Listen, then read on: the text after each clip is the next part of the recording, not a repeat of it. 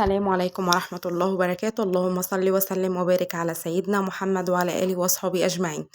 النهاردة هنعمل معاكم نابت، هوريكم ازاي الشوربة بتاعته تكون فاتحة، وهوريكم تركاية كده هي اللي بتخلي الشوربة تكون فاتحة مش غامقة. طبعا هو انا هنا كنت جايباه كده جاهز من بره، يعني هو فول نابت من بره. تقدري اللي انت تعمليه في البيت. لو حابين تعرفوا الطريقة ابقى انزلها لكم واقول لكم بيتعمل ازاي في البيت وازاي تطلعوه فول نابت. طبعا هنا انا كان معايا نص كيلو من الفول، هحط عليه بصلايه كبيره زي ما انتم شايفين انا مقطعاها كده، نص مرقه من الدجاج، ومعايا 5 فصوص من الثوم. طبعا الثوم يكون مدقوق كويس جدا ويكون ناعم. ومعايا كمون، مش هحط اكتر من كده، وكمان نص طماطمايه بس اللي هي تدي لون وطعم حلو قوي للشوربه. انا هنا كنت حاطه حله صغيره مش كبيره، حطيت فيها ميه لحد ما سخنت معايا، يعني اللي هي غليت. بعد كده نزلت بالفول، طبعا ما ينفعش ننزل عليه اي نقطه ميه ساقعه، حتى لو الشوربه نقصت ما ينفعش نزوده بميه ساقعه.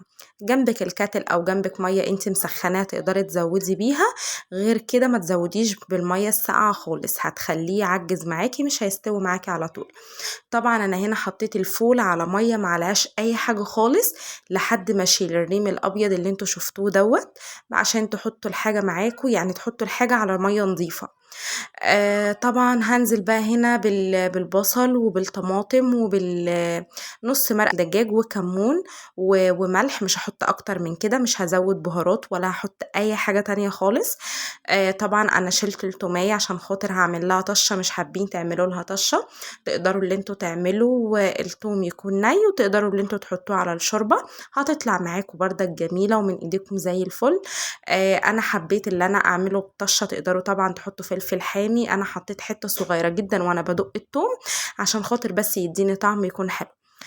هي دي بقى التركايه بتاعت عصره الليمون، اللي هي ممكن يكون في حد بيحطها وممكن يكون في ناس لا.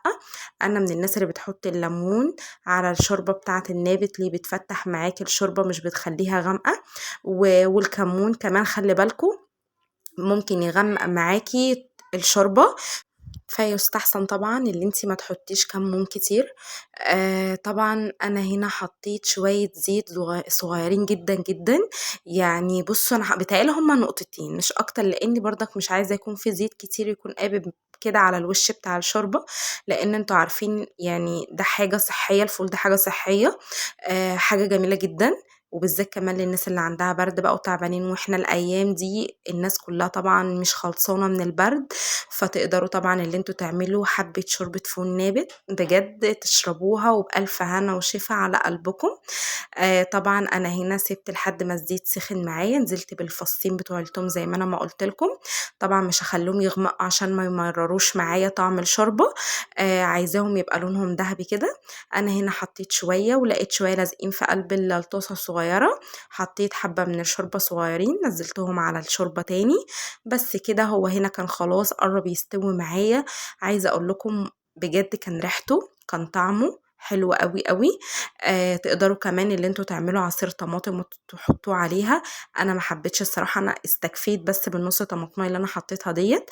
تقدروا بقى اللي انتوا تعملوه بقى اللهم صل على النبي فته، تقطعوا عليه عيش، ليه طريقة تانية برضك لعمل الفتة.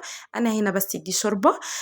تقدروا اللي انتوا بص هو ليه طرق كتير جدا، اخف طريقة واحلى طريقة الصراحة انا بحبها اللي هي الشوربة. الفتة تقدروا بقى اللي انتوا بعيش ناشف او كده براحتكم، انا ما لا بحبه يكون شوربة بيكون خفيف قوي. بصوا انا حبيت ان انا اوريكم بس ان الفوله كانت معايا مهريه، كانت خلاص استوت وما شاء الله ما خدش معايا سوا على النار. ليه؟ لان انا كمان كنت مبيتاه قبلها بيوم في قلب ميه دافيه لحد تاني يوم، فابتدت الفوليه اللي هي يعني ايه تدبل شويه بشويه، ليه؟ عشان ما تاخدش معاكي وقت على النار وانتي بتعمليها. طبعا انا هنا كده كنت خلصت، وكمان الطبق الصغنن اللي انا هوريه لكم ده دلوقتي عملت ايه بقى، عملت شويه شطه زيت كده عشان خاطر تقدري اللي انت تحطيها، تقدري اللي انت تاكليه سبايسي، مش عايزاه سبايسي عادي براحتك. انا عملت لي انا حبه صغيره لاني مش كل البيت عندي بيحب الحاجه اللي سبايسي، هو انا بس اللي بحبها سبايسي. عملت شويه شطه زيت، حطيت شويه زيت سخنوا كويس جدا على النار ونزلت عليه بمعلقه شطه كبيره، سبتهم يغلوا كويس جدا. بعد كده حطيت يعني عصير يعني واحدة طماطمية بس كده عملتها عصير، ورحت حطاها على الزيت وعلى الشطة، بقت معاكي شطة زيت وشوية ملح صغيرين وبس كده. ادي كده الشكل النهائي. اشوفكم على خير واقول لكم السلام ختام.